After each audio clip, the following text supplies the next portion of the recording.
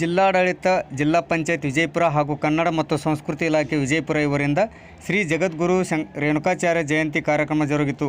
ಶ್ರೀ ಸಿದ್ದೇಶ್ವರ ದೇವಾಲಯದಿಂದ ಕನಕಲ್ ಹನುಮಂತರಾಯ ರಂಗಮಂದಿರವರೆಗೆ ವಿವಿಧ ವಾದ್ಯ ವೃಂದಗಳೊಂದಿಗೆ ಶ್ರೀ ರೇಣುಕಾಚಾರ್ಯ ಭಾವಚಿತ್ರ ಹಾಗೂ ರೇಣುಕಾಚಾರ್ಯರ ಭವ್ಯ ಮೂರ್ತಿ ಮೆರವಣಿಗೆ ವಿಜೃಂಭಣೆಯಿಂದ ಜರುಗಿತು.